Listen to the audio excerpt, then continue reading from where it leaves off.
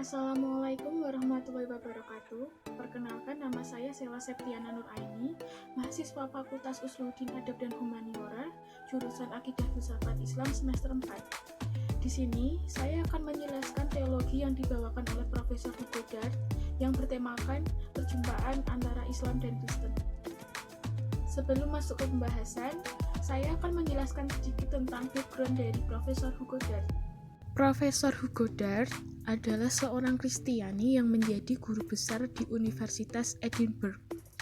Pendidikan kesarjanaannya dimulai dari Universitas Oxford dengan mengambil fokus studi sejarah Islam. Gelar doktornya diraih di The Center of Study of Islam and Christian-Muslim Relations di Birmingham. Sebelum menjadi guru besar di Edinburgh, ia pernah bekerja di beberapa negara di Timur Tengah. Ia juga berpengalaman dalam melakukan penelitian di negara Islam seperti di negara Asia Tengah dan Asia Tenggara termasuk Indonesia. Terakhir, ia menjadi guru besar di Departemen Teologi Agama di Universitas Nottingham pada tahun 2004, sebelum akhirnya menjadi guru besar di Edinburgh. Nah, langsung saja ke pembahasan pertama, yaitu penghapusan standar ganda. Penghapusan standar ganda ini adalah salah satu pemikiran yang penting di sini. Ia berpandangan bahwa hubungan antara Islam dan Kristen kemudian menjadi kesalahpahaman, bahkan menimbulkan saling ancam, disebabkan oleh suatu kondisi yang dinamakan standar ganda. Orang-orang Islam dan Kristen selalu menerapkan standar yang berbeda untuk dirinya.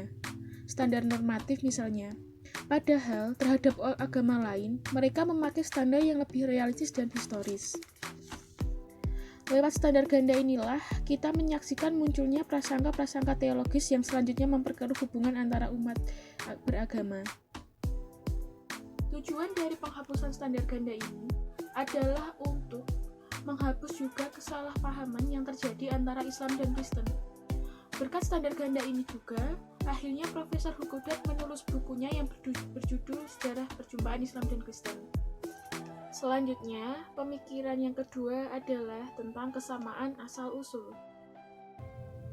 Goddard mengakui di awal pendahuluan bukunya bahwa agama Islam dan Kristen lahir dan berkembang di Timur Tengah. Kesamaan asal-usul yang dikemukakan oleh Goddard tampak dalam bagian pembahasan sejarah gereja Kristen di Timur Tengah. Ia berargumen bahwa ada kesamaan antara gereja Kristen dan komunitas Islam yang keduanya memiliki asal-usul dari Timur Tengah. Namun, perkembangan gereja di Timur Tengah menjadi dua saat datangnya Kaisar Romawi, yaitu gereja Barat dan gereja Timur. Pemikiran yang selanjutnya adalah abad pertengahan, di mana terjadi interaksi dan konfrontasi antara umat Islam dan Kristen. Selama ini, hubungan Islam dan Kristen tidak selalu dalam pola yang baku, namun terus mengalami perubahan dari waktu ke waktu. Selama periode pertama, perjumpaan Islam dan Kristen masing-masing menampilkan pandangan yang berbeda satu sama lain. Pada tahap ini, Goddard membagi menjadi dua periode, yaitu periode 1 dan 2. Periode pertama terjadi di timur.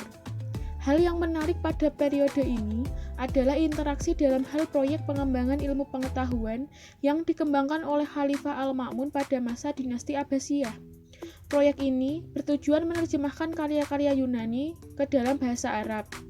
Dalam proyek ini, orang-orang Muslim juga melibatkan orang Kristen dalam penerjemahannya. Khalifah Al-Ma'mun bukanlah yang pertama dalam proyek pengembangan ini, melainkan sudah ada dari pendahulunya yaitu Khalifah Al-Mansur dan Hasan Al-Rashid. Proses pertukaran budaya pada masa ini terus berlangsung.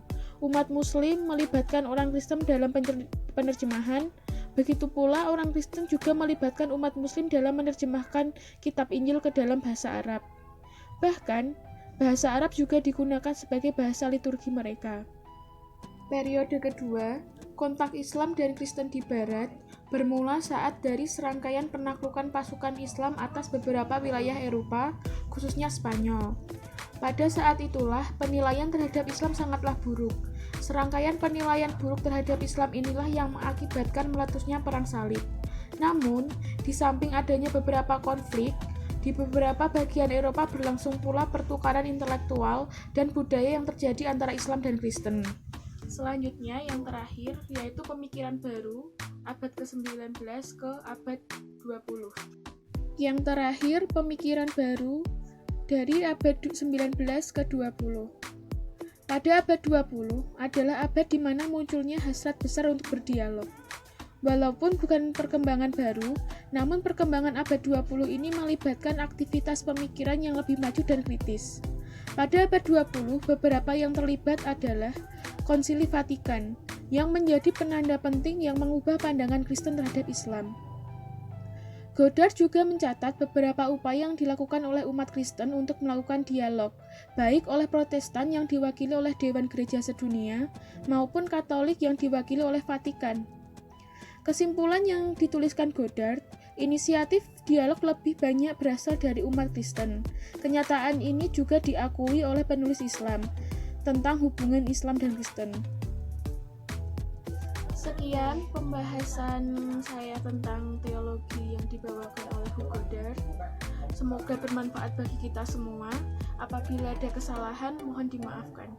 Wassalamualaikum warahmatullahi wabarakatuh.